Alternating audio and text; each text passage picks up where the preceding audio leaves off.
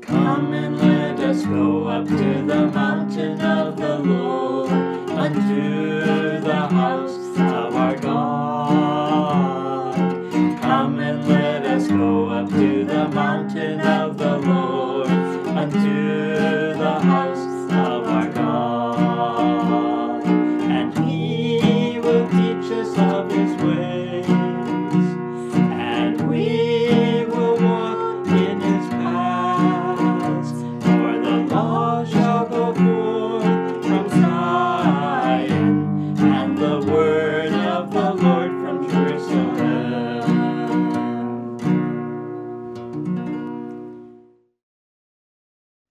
Hello. Halo, Today we are studying Do Not Be Dismayed. hari ini kita akan belajar sesuatu tentang janganlah tawar hati. Are you ever dismayed?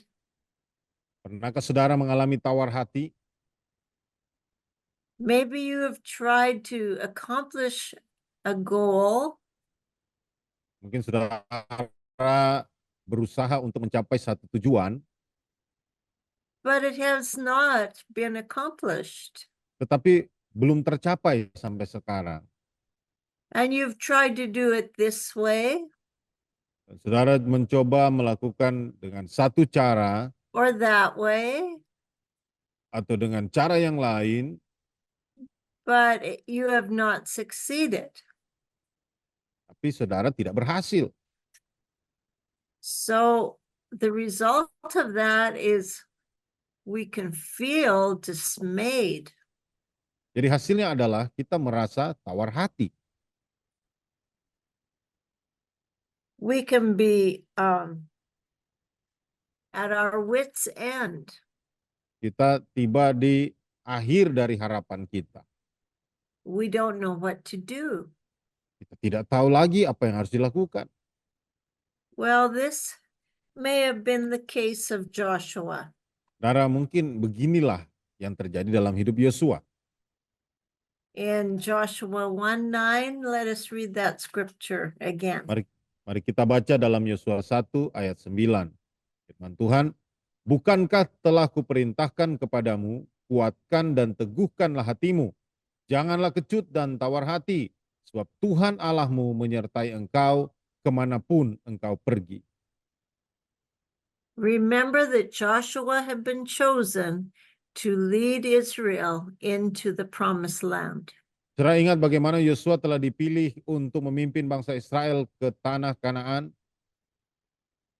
And the qualities that he needed was to be strong and of good courage. Dan kualitas yang harus dimilikinya adalah dia harus kuat dan teguh hatinya. And God told him to not be afraid Dan Tuhan berkata kepada dia, janganlah takut and don't be dismayed. dan janganlah tawar hati. So regardless of your circumstance, God's command was do not be dismayed. Jadi apapun yang terjadi dalam kehidupanmu sekarang, Tuhan memerintahkan janganlah tawar hati. Because one thing, the Lord was with Joshua. Sebab satu hal, Tuhan beserta dengan Yosua. So the Hebrew word jatat is dismayed. Jadi istilah Ibraninya jatat, itu yang diterjemahkan menjadi tawar hati. It means to break down or bring confusion. Artinya untuk mematahkan atau memberikan kebingungan Or terrify. atau menakutkan. And Joshua could not be in that state of mind and lead Israel. Dan Yosua tidak bisa berada dalam posisi cara berpikir seperti itu dan memimpin bangsa Israel. Joshua would not have accomplished God's purpose. Yosua tidak bisa menggenapi tujuan Tuhan kalau seperti itu. And so God told him, don't be dismayed. Makanya Tuhan beritahu dia, janganlah tawar hati. Joshua had to keep his focus on doing what God had told him to do. Yosua harus tetap fokus untuk melakukan apa yang Tuhan mau dia lakukan. Now they had entered the land. Sekarang dia telah masuk ke dalam tanah perjanjian itu. They had crossed the Jordan. Dia melintasi sungai Yordan. And they had conquered Jericho. Dan dia telah menaklukkan Yeriko. Great victories had taken place Kemenangan yang besar telah terjadi. because Joshua was listening to and obeying God. Sebab Yosua telah mendengarkan dan mentaati Tuhan. It says that the kings of the land shook in fear because of the mighty acts of God in the land. Dikatakan raja yang ada di tanah itu gemetar dan takut sebab perbuatan Allah yang besar di tanah itu. And now they had come to another city called Ai. Dan sekarang dia berada di kota yang lain yang disebut kota Ai. And this is in Joshua 8, verse 1.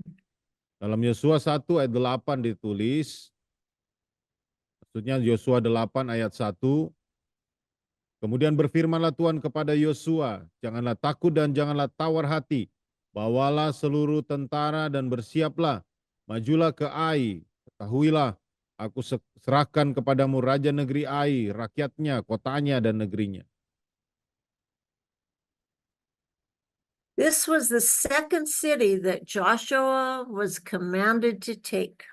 Ini adalah kota kedua di mana Yosua diperintahkan untuk ambil alih. But remember in chapter 7, if you read that, you will find out that Joshua had forgotten to ask God how to take Ai.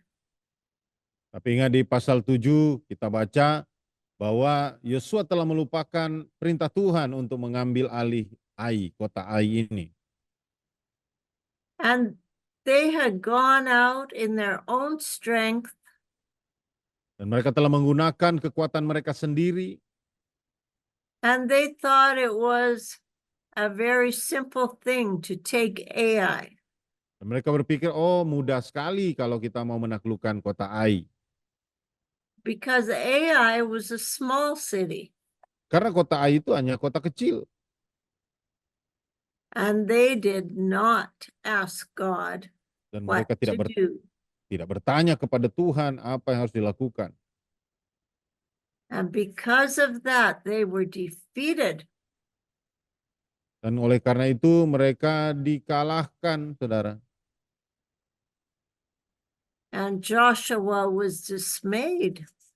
Dan Yosua menjadi tawar hati. But Israel had also sinned in the taking of Jericho. Tapi orang Israel juga berdosa ketika mereka mengambil alih Yeriko, kota Yeriko. And Joshua laid before the Lord and cried, what is wrong? Dan Yosua menangis di hadapan Tuhan dan bertanya-tanya, apa yang salah Tuhan? And the Lord said, get up on your feet. Dan Tuhan berkata, bangkitlah, berdirilah. He said, Israel has sinned. Dikatakan, sebab Israel telah berdosa. And you deal with that sin. Dan kamu harus berurusan dengan dosa itu. So if you read the story, you will find out what that sin was. Jadi jika saudara baca kisah itu, saudara akan menemukan seperti apa dosa itu. It was one man Satu orang who stole the garments. yang telah mencuri jubah, He stole the silver. dia mencuri perak, And he stole gold. dan dia mencuri emas. And he put it in the earth under his tent. Dan dia telah menempatkan di bawah tendanya, menyembunyikannya. Well, it was discovered, Dan akhirnya ditemukanlah.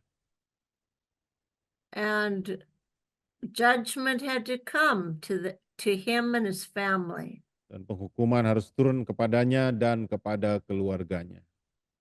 They were killed, Dia dibunuh, they were stoned, dia dilempari batu, and then burnt.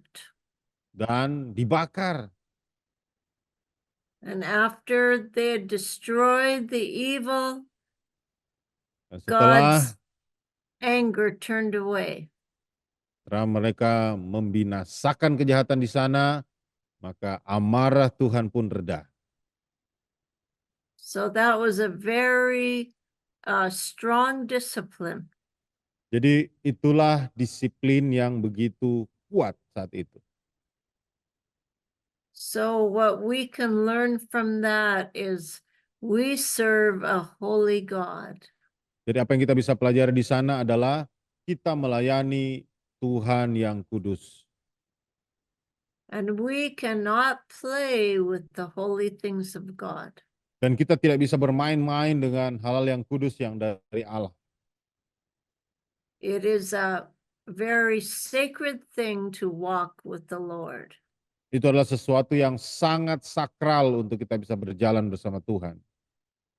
We must take it seriously. Kita harus melakukannya dengan sungguh-sungguh. So we come to chapter 8. Jadi kita datang ke pasal 8. And the Lord told Joshua now to go ahead and take Ai. Dan Tuhan beritahu Yosua saat ini, majulah dan ambil alih kota Ai. And the Lord told him what to do. Dan Tuhan memberitahukan kepadanya apa yang harus dilakukan. And they went forward and they set an ambush on the city. Dan mereka maju dan mereka mengepung kota itu. They obeyed the word of the Lord. Mereka mentaati perkataan Tuhan. Ai was burned. Kota Ai akhirnya dibakar. And all the people and the king were killed and hung. Dan semua orang dan rajanya pun dibunuh dan digantung. And God was pleased. Dan Tuhan disenangkan. And he gave them great success. Dan dia memberikan kepada mereka keberhasilan yang besar. Now the next time God said this, fear not, nor be dismayed, was in Joshua 10:25. Di saat berikutnya, ketika Tuhan berkata jangan takut dan tawar hati, ada di Yosua pasal 10 ayat 25. 10 ayat 25 firman Tuhan. Lalu berkatalah Yosua kepada mereka, janganlah takut dan janganlah tawar hati. Kuatkan dan teguhkanlah hatimu, sebab secara itulah akan dilakukan Tuhan kepada semua musuhmu yang kamu perangi. So why do you think God continually repeats these words to Israel? Jadi menurut saudara, mengapa Tuhan terus-menerus mengulangi perkataan yang sama kepada bangsa Israel? Because Israel was going to face fierce enemies. Sebab Israel akan menghadapi musuh yang kejam, saudara. And in Israel's strength, they could not conquer these giants. Dan dengan kekuatan bangsa Israel, mereka tidak mampu untuk mengalahkan raksasa-raksasa itu. So if they looked at their own situation, they would be dismayed. Jadi ketika mereka melihat situasi mereka sendiri, pasti mereka jadi tawar hati. If they were going to think of how they could overcome, they can't do it. Dan ketika mereka berpikir tentang cara bagaimana mereka bisa menang atas musuhnya, mereka pasti merasa tidak mampu. Are we like that sometimes? Apakah terkadang kita juga seperti itu? Does God tell us to do something Apakah Tuhan memberitahukan kepada kita untuk melakukan sesuatu, and then we try to do it in our own way? dan kita coba melakukannya dengan cara kita sendiri? Or do we humble ourselves before the Lord and ask Him what He Apakah wants kita us to do? apakah kita merendahkan diri kita di hadapan Tuhan dan bertanya kepada Dia apa yang mau kita lakukan? I remember when I was young, Saya ingat ketika saya masih muda, my husband and I were pastoring a country church. suami saya dan saya waktu itu kami melintasi satu gereja yang ada di pedesaan. It was a small village, Itu desa yang kecil, and we had not pastored a church before. dan kita sebelumnya melihat pendeta di gereja itu. We came to this small prairie town. Kami datang ke kota kecil tersebut. We were in our 20s, Waktu itu usia kami masih 20-an, and the people that we ministered to were in their 70s and 80s. dan orang-orang yang kami layani ada di usia 70-an, 80-an, saudara. And we did not know how to pastor. Dan kami tidak tahu bagaimana cara menggembalakan mereka. And neither was pastoring our first calling. Dan kami merasa pengembalaan itu bukanlah panggilan utama kami. My husband is a Bible teacher, Suami saya adalah seorang guru Alkitab, and I am a prayer warrior, intercessor. dan saya adalah seorang pendoa syafaat. So we did not know what to do. Jadi kami tidak tahu apa yang harus dilakukan. So what we did do, Jadi apa yang kami lakukan, we knelt by our couch kami duduk and we prayed. dan kami berdoa. And we said, God, we don't know why you sent us here. Dan kami katakan, Tuhan, kami tidak tahu mengapa Engkau kirim kami ke sini. And we do not know what to do Dan kami tidak tahu apa yang harus dilakukan nor how to do this. dan bagaimana cara melakukan ini. And it was amazing what God did. Dan luar biasa apa yang Tuhan lakukan, saudara. The Lord spoke and gave my husband the plan. Tuhan bicara dan memberikan rencana kepada suami saya. And what happened in that Dan town, apa yang terjadi di was kota kecil itu, the Lord told us to start praying for the other churches. Tuhan berkata kepada kami untuk mulai berdoa untuk gereja-gereja yang lain, And start having fellowship gatherings with the other churches. dan memulai satu persekutuan, pertemuan dengan gereja-gereja lain. And as we obeyed the Holy Spirit, Dan saat kami mentaati Roh Kudus, the Holy Spirit poured out His Spirit upon us. Roh Kudus mencurahkan rohnya atas kita, And the people of the village and area were blessed because of it. dan orang-orang yang ada di desa, yang ada di daerah tersebut, mereka diberkati oleh karena itu. When we first came to the town, Ketika pertama kali kami ke kota itu, people would not walk on the same side of the street as my husband. orang-orang tidak mau berjalan di sisi jalan yang sama dengan suami saya. They said, Mereka berkata, if there is one God, Kalau ada satu Allah, why are there 4 churches in our town? mengapa ada 4 gereja di kota kecil kami? When we left that town, Ketika kami meninggalkan kota itu, a man from another church came to plead with us to not go. ada seseorang dari gereja lain datang dan berjumpa dengan kami dan berharap kami tidak meninggalkan kota mereka. He said, "Do not leave our town.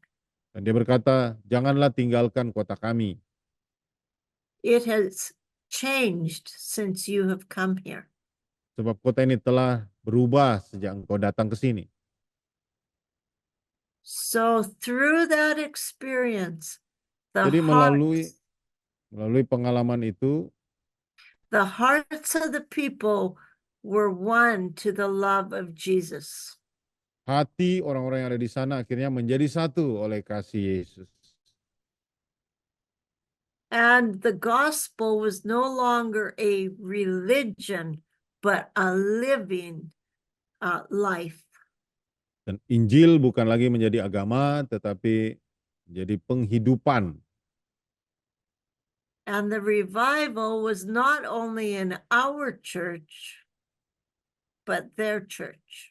Dan kebangunan rohani bukan hanya di gereja kami, tapi di gereja mereka juga.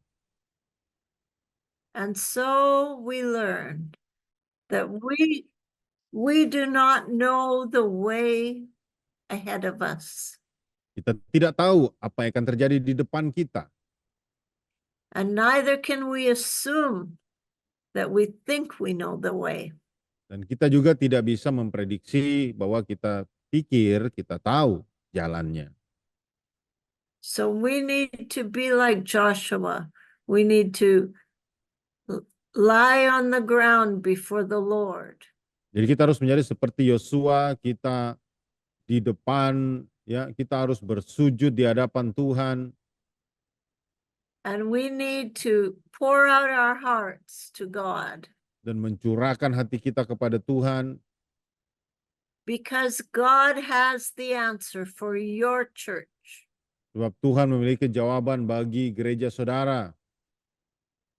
And He knows what your village needs. Dan dia tahu apa yang dibutuhkan oleh desa saudara. And He will tell you. Dan dia akan memberitahukan kepada saudara. Even though maybe you've never done that before. Sekalipun saudara belum pernah melakukan itu sebelumnya. You are not promoting a religion. Saudara tidak lagi mempromosikan agama.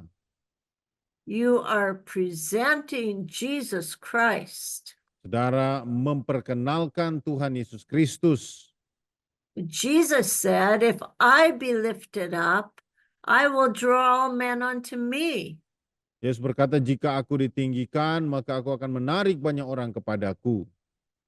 Not to my denomination, Bukan kepada denominasiku, not to my church, bukan kepada gerejaku, but to Jesus Christ tetapi kepada Yesus Kristus. and Him resurrected. Dan dia yang dibangkitkan. And that was Paul's cry, that he might know the Christ. Itulah tangisan dari Paulus supaya dia mengenal Kristus. And the fellowship of his suffering. Dan persekutuan dalam penderitaannya. And the power of his resurrection. Dan kuasa kebangkitannya. So when you obey the Lord, Baik ketika saudara taat kepada Tuhan, the most amazing things happen. segala hal yang luar biasa bisa terjadi. The Jordan River will open for you. Bahkan sungai Yordan bisa terbelah buat saudara. The walls of Jericho will fall down. Tembok Yeriko bisa runtuh. Cities like Ai will be destroyed. Kota-kota yang menghalangi seperti Ai itu bisa hancur. So be of good courage. Jadi saudara harus teguh hatinya. When Joshua came to Gibeon, Ketika Yosua ke Gibeon, this is an amazing story. ini adalah kisah yang luar biasa. So I want you to read that chapter 10. Jadi saya ingin saudara baca dari pasal 10. There were 5 kings that came against Joshua and Israel. Ada 5 raja yang datang untuk melawan Yosua dan bangsa Israel. And they encamped in Gibeon, Dan mereka berkemah di Gibeon and made war against it. dan berperang melawannya. So, do you think Joshua could defeat such a multitude? Apakah saudara pikir Yosua sanggup untuk mengalahkan kumpulan musuh yang banyak ini? No, he could not. Saudara, dia tidak bisa. But the Lord cast down great stones, hailstones upon the enemy, and he killed them. Tapi Tuhan melemparkan dari atas, ya, Tuhan mencurahkan seperti badai yang besar untuk membunuh mereka. The weapons of our warfare are not carnal. Saudara, senjata peperangan kita bukanlah senjata yang alamiah, But they are mighty tetapi senjata yang perkasa through God melalui Allah to the pulling down of strongholds untuk mematahkan setiap penghalang through the Holy Ghost. oleh Roh Kudus. So in verse 26, we see that Joshua killed all 5 kings. Akhirnya di ayat 26 kita lihat bagaimana Yosua membunuh raja-raja itu. And he hung them on 5 trees. Mereka menggantung, dan Yosua menggantung mereka pada 5 tiang. As a lesson Sebagai pelajaran as to what God did to Israel's enemies. tentang apa yang Tuhan lakukan pada musuh-musuh Israel. And we know that was not Joshua's doing, that was God's doing. Kita tahu itu bukan perbuatan Yosua, tetapi itu semua karena perbuatan Allah. So I want you to take and read those 4 chapters and dig out more truth about do not be dismayed. Jadi saya mau saudara benar-benar mencatat 4 pasal itu dan membacanya supaya saudara benar-benar yakin tentang perintah Tuhan, janganlah tawar hati. And we will continue with our study next time, but I hope that you will realize you cannot be dismayed at your situation. Dan nanti akan kita lanjutkan pelajaran kita, dan saya berharap saudara saat ini benar-benar yakin bahwa janganlah tawar hati terhadap situasi apapun yang engkau alami. Because the Lord has the answer. Sebab Tuhan memiliki jawaban. May the Lord bless you Kiranya Tuhan memberkati hidup saudara and strengthen you dan menguatkan saudara and give you courage. dan memberikan keteguhan pada saudara. In Jesus' name, Di dalam nama Yesus.